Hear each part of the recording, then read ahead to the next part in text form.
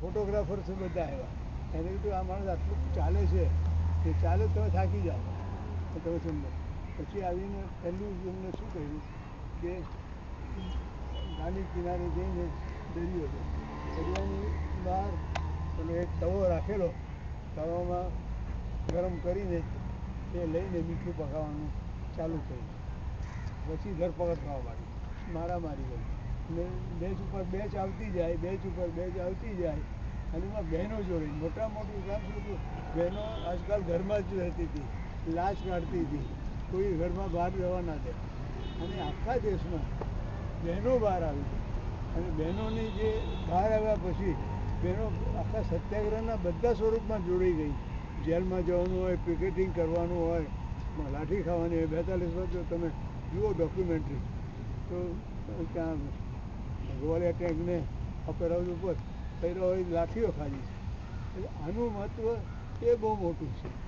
એટલા માટે પંકજભાઈને કીધું કે આજે મીઠું પણ લઈ આવજો, દરેકને એક મીઠું, આ મીઠું એક આપજો અને ઘરમાં રાખજો. તમારા શું ગ્રાન્ડ સન્સને બધાને સમજાવજો કે આ મીઠું ઓર્ડિનરી મીઠું નથી. એનું મહત્વ આખી હિસ્ટ્રી ચેન્જ કરી નાખે. એટલે આનું આ મહત્વ છે. અને એ મહત્વની દ્રષ્ટિએ પંકજજીએ જે કર્યું છે એને આપણે 80 વર્ષ થયા, હજુ 20 વર્ષ બાકી છે. એ આપણે આશા કરી કે આપણે 20 વર્ષ અને અહીંયા બાપુ પ્રાર્થના કરતા હતા.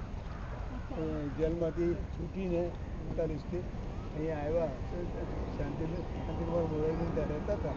તબિયત સારી નહોતી પણ અહીંયા આવે મુંબઈમાંથી બધા લોકો પ્રાર્થના એના માટે આવ્યા. એટલે આપણે નક્કી છે આપણા ઘરના ત્યાં જઈએ છીએ.